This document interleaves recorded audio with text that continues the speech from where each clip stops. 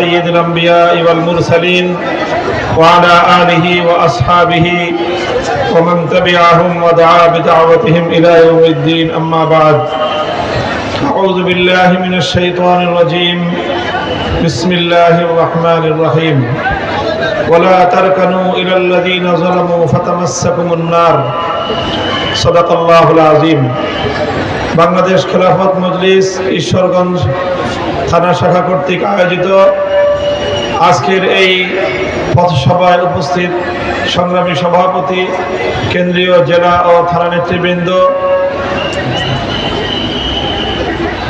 আজ আসলে আমাদের এখানে নির্ধারিত কর্মসূচি ছিল না, সংক্ষিপ্ত পথসভা হওয়ার কথা, কিন্তু আপনারা বিপুল পরিমাণ ধর্মপ্রাণ মুসলমান আমাদের আজকের এই সমাবেশে উপস্থিত হয়েছেন। এতে প্রমাণ হয় ইন্দের মাটি এবং মানুষ ইসলামকে কতটা বেশি ভালোবাসে। আপনারা আমাকে ভালোবেসেছেন, আপনাদের এই অকুণ্ঠ ভালোবাসার আমি শ্রদ্ধা জানাই এবং আপনাদের প্রতি আমি আমার আন্তরিকতাপূর্ণ ভালোবাসাপূর্ণ প্রতিদান দেওয়ার সামর্থ্য নাই, কিন্তু আমি আপনাদেরকে শুকরিয়া জ্ঞাপন করছি। আপনাদের এই ভালোবাসা প্রকৃত অর্থে ইসলামের প্রতি ভালোবাসা, কারণ আপনারা আমার প্রতি এই ভালোবাসা প্রদর্শন করছেন। কারণ হলো আমি ইসলামের কথা বলতে গিয়ে বিগত স্বৈরাচারী শাসকের জালিম শাহী শেখ হাসিনার রোশানলে পড়েছিলাম। শেখ হাসিনা এবং তার সরকার, শুধু আমি নই, আমার পূর্বাপর আরো অনেক সত্যপন্থী হকের কথা উচ্চারণ করা অপরাধে অনেকের কণ্ঠকে স্তব্ধ করে দেওয়ার চেষ্টা করেছে। বাংলাদেশের কিংবদন্তি মুফাসসিরে কোরআন আল্লামা দেলোয়ার হোসেন সাঈদী রাহিমাহুল্লাহকে শুধু কণ্ঠ স্তব্ধ করে দেয়নি, বরং এদেশের মানুষের বিশ্বাস হলো পরিকল্পিতভাবে ষড়যন্ত্র করে তাকে হত্যা করা হয়েছে। এভাবে যখনই এদেশের মানুষ ইসলাম নিয়ে সামনে এগিয়ে যেতে চেয়েছে, তখনই তারা ইসলামের অগ্রযাত্রাকে প্রতিরোধ করার জন্য পেশি শক্তির প্রয়োগ করেছে। 2013 সালে হেফাজতে ইসলামের ডাকে বাংলাদেশের লাখো কোটি তৌহিদি জনতা শাপলা চত্বরে গিয়েছিল ক্ষমতা দখল করার উদ্দেশ্যে নয়, আল্লাহর নবী মুহাম্মদুর রাসূলুল্লাহ সাল্লাল্লাহু আলাইহি ওয়াসাল্লামের প্রতি ভালোবাসা, তার প্রতি সম্মান এবং শ্রদ্ধা প্রদর্শন করে আল্লাহর নবীর নামে যারা কটূক্তি করে সেই সকল নবীর দুশমনদের বিরুদ্ধে নিজেদের প্রতিবাদ জ্ঞাপন করতে, প্রতিবাদ জানাতে। কিন্তু দুঃখজনক বিষয় হলো, যেখানে শাহবাগের চত্বরে বাংলাদেশের শীর্ষস্থানীয় দুটি হাসপাতাল, একদিকে বারডেম হাসপাতাল, অপরদিকে পিজি হাসপাতাল, পেছন দিকে ঢাকা বিশ্ববিদ্যালয়, বাংলাদেশের অত্যন্ত গুরুত্বপূর্ণ একটা সড়কের মধ্যখানে মাসের পর মাস শাহবাগী নাস্তিকদের, আল্লাহর নবীর বিরুদ্ধাচরণকারী ব্লগার চক্রকে ছেড়ে দিয়ে রাষ্ট্রীয় পৃষ্ঠপোষকতায়, ভিনদেশী পৃষ্ঠপোষকতায় তাদেরকে লালন পালন করা হলো। অথচ আল্লামা আহমদ শফির ডাকে এদেশের নবী প্রেমিক তৌহিদি জনতা শাপলা চত্বরে একটি রাত অবস্থান করবে, ততটুকু সুযোগ এদেশের মুসলমানদেরকে, নবী প্রেমিক জনতাকে সরকার দেয় নাই। কতটা বিধ্বংসী এবং কতটা প্রতিহিংসা পরায়ণ, ইসলামের প্রতি কতটা বিদ্বেষী মনোভাবাপন্ন ছিল শেখ হাসিনা, এই ঘটনা তার জ্বলন্ত প্রমাণ। মনে করেছিল আমাদের কণ্ঠকে স্তব্ধ করে দিলে, আমাদেরকে চার দেয়ালের কারাগারে বন্দী করে রাখলে বুঝি এদেশে ইসলামের আলো নিভে যাবে। কিন্তু আল্লাহ পাক দেখিয়ে দিলেন, ইসলাম তো সেই আলো, এটাকে যদি তুমি মুখের ফুৎকার দিয়ে নিভিয়ে দিতে চাও, তাহলে ইসলামের আগুনে তুমি জ্বলে পুড়ে ছারখার হবে, ইসলামের আলো কোনোদিন নিভে যাবে।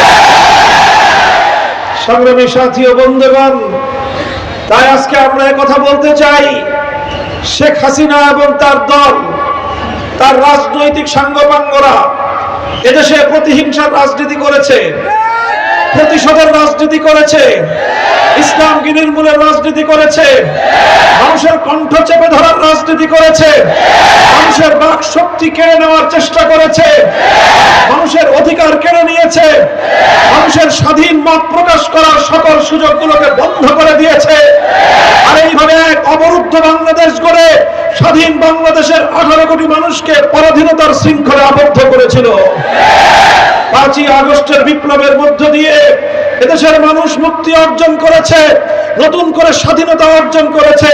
বাংলাদেশ আজ মুক্ত এবং স্বাধীন। এই স্বাধীনতার এই সুবর্ণ সময়ে স্বাধীনতা আন্দোলনের জুলাই এবং আগস্ট বিপ্লবের সামনের সারির যে আমার প্রাণপ্রিয় ছাত্র জনতা, তাদেরকে আমি সতর্ক করতে চাই, মনে রাখতে হবে স্বাধীনতা অর্জন করা যত কঠিন, স্বাধীনতা রক্ষা করা তার চেয়েও বেশি কঠিন। পরাজিত পতিত শক্তি বসে নেই, পরাজিত পতিত ফ্যাসিবাদের দোসররা বসে নাই। তারা এখন সম্মুখ যুদ্ধে পরাজিত হয়ে এদেশের ছাত্র জনতার কাছে পরাস্ত হয়ে ওরা এখন ঘাপটি মেরে পেছন দরজা দিয়ে ষড়যন্ত্রের জাল বুনবার চেষ্টা করছে। প্রশাসনের বিভিন্ন জায়গায় বসে বসে তারা ইসলামের বিরুদ্ধে, এদেশের মানুষের হাজার বছরের ইতিহাস এবং ঐতিহ্যের বিরুদ্ধে তারা ষড়যন্ত্র চালিয়ে যাচ্ছে। আমরা পরিষ্কার ভাষায় বলি, আমাদের কাছে আমাদের নবীর ইজ্জত আমাদের জীবনের চেয়ে অনেক বেশি মূল্যবান। আমার কাছে আমার নবীর সম্মান আমার সন্তানের জীবনের চেয়ে বেশি মূল্যবান। আমাদের কাছে আমাদের নবীর ইজ্জত আমাদের জীবনের চেয়ে অনেক বেশি মূল্যবান। আমার নবীর আনিত দ্বীন এবং ইসলামের গৌরব এবং মর্যাদা রক্ষা করা আমার কাছে আমার জীবনের চেয়ে বেশি গুরুত্বপূর্ণ প্রশ্ন। সুতরাং ইসলামের উপর যদি আঘাত হানবার কোন চেষ্টা করা হয়, পতিত ফ্যাসিবাদী স্বৈরাচারী জালিম শেখ হাসিনার দোসর এবং তার দালাল চক্র যারা বাংলাদেশে এখনো ঘাপটি মেরে বসে থেকে আবার ইসলামের বিরুদ্ধাচরণ করবার পায়তারা করছে, আমরা বাংলাদেশে তাদেরকে তাদের ষড়যন্ত্র বাস্তবায়নকে আমরা বরদাস্ত করব না।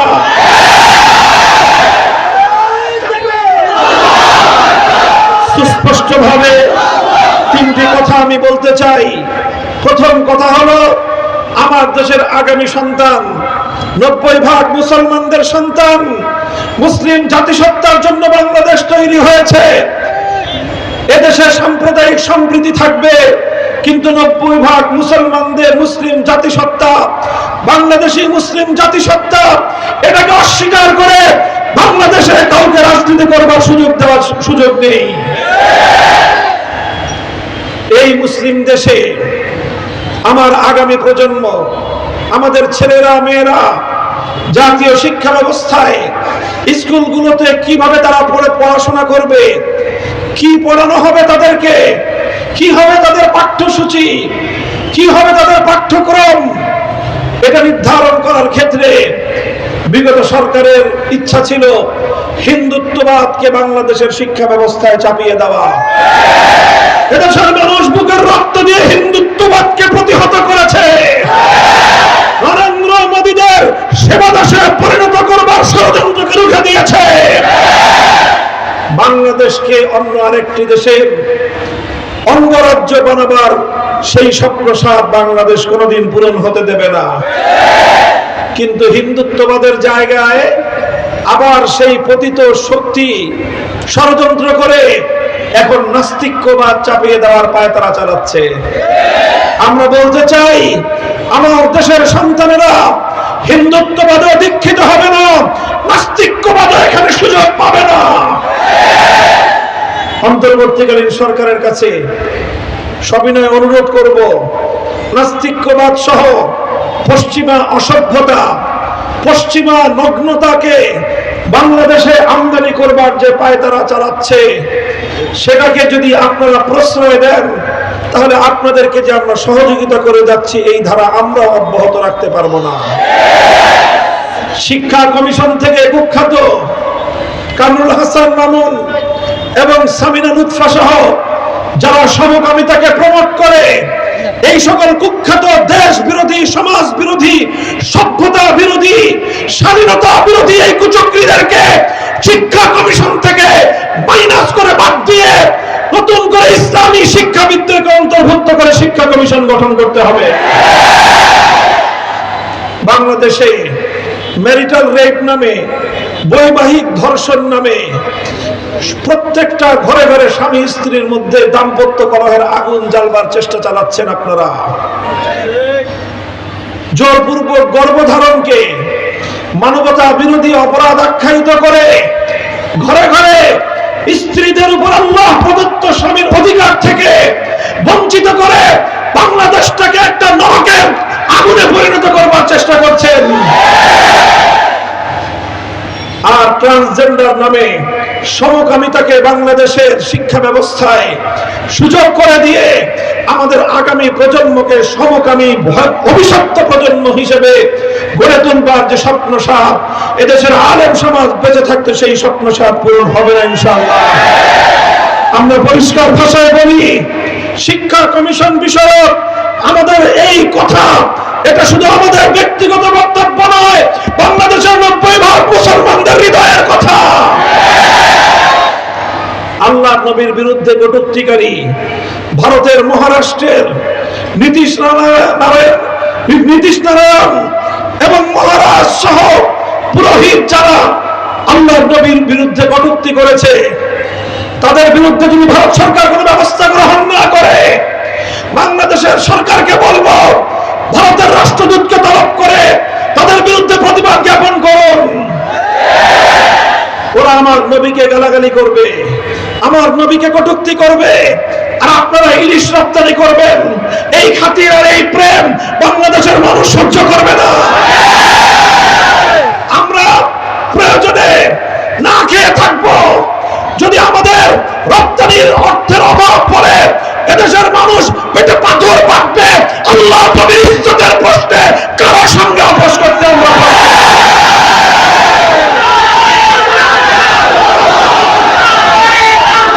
ইনশাআল্লাহ। এভাবেই আগামী দিনে আলেম সমাজের সাথে ইসলামী নেতৃত্বের পাশে আপনারা থাকবেন তো?